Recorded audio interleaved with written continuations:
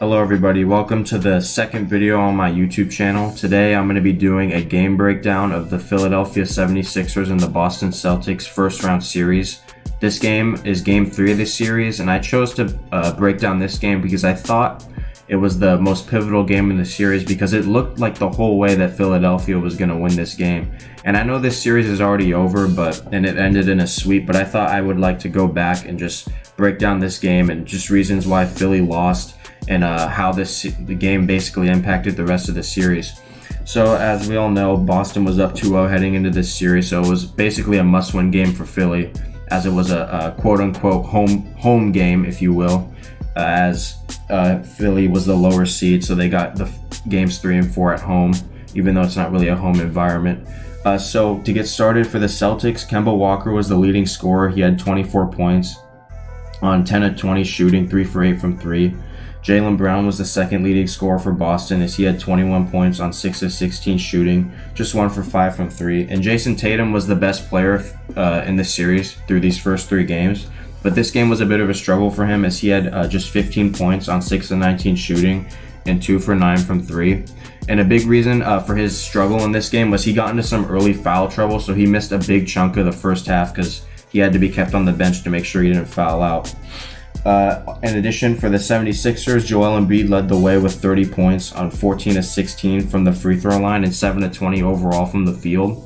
So you can just tell that if someone scores 30 points and they only make 7 shots, they're either making their threes or they're hitting their free throws. And the case for Joel Embiid was he was hitting his free throws this game. Josh Richardson had 5 of 17 shooting. He had 17 points.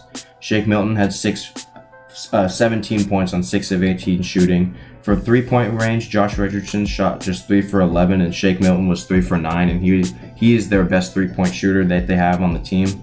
And the 2 players who struggled the most in this series were by far Al Horford and Tobias Harris.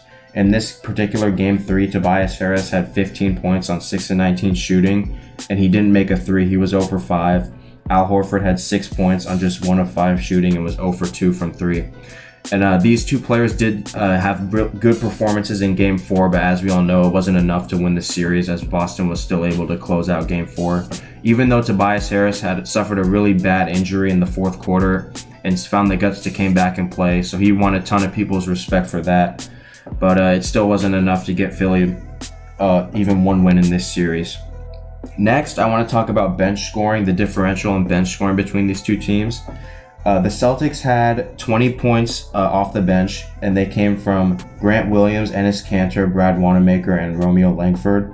Langford had 2 points, Wanamaker had 5 points, Enes Kanter had 6 points, and Grant Williams had 7 points.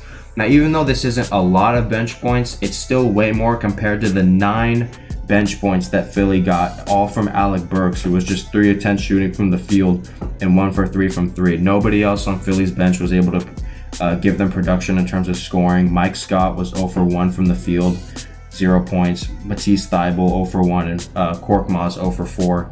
Thybulle actually didn't play a lot of minutes in this game, and I was surprised by that because he is their best option in terms of defense for the 76ers.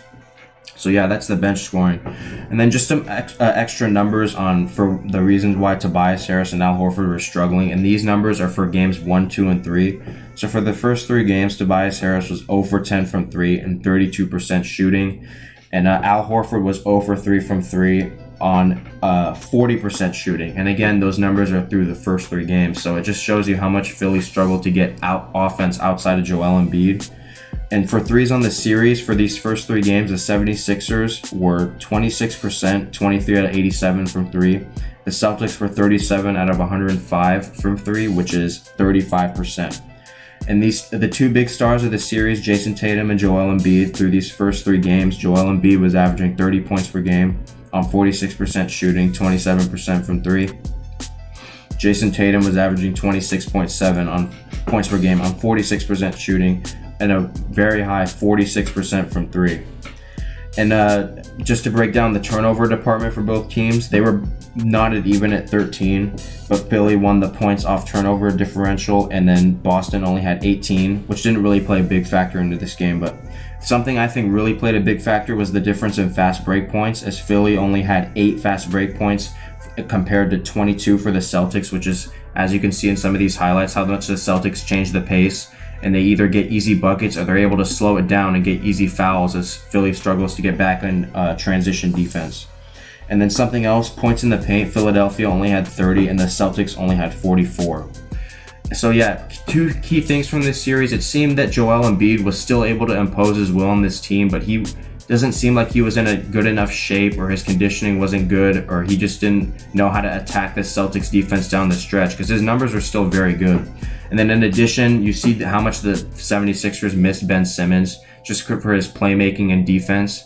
And then you see how much Al Horford and Tobias Harris, they're two max guys that they brought in. Well, Tobias Harris was already there, but the two guys that got max contracts for them in the last offseason couldn't deliver. And you could see how much of a disappointing end to this season it was for the 76ers. They've already fired head coach Brett Brown, and it seems like Jason Kidd and Tyronn Lue are next in line for those jobs. So the Celtics will face the Raptors in the next round, and the Philadelphia 76ers will enter an offseason full of questions, like whether or not they should trade Joel Embiid or trade Ben Simmons, or keep both and try and find a different way to build this team, or if they should just try and get rid of Al Horford or Tobias Harris.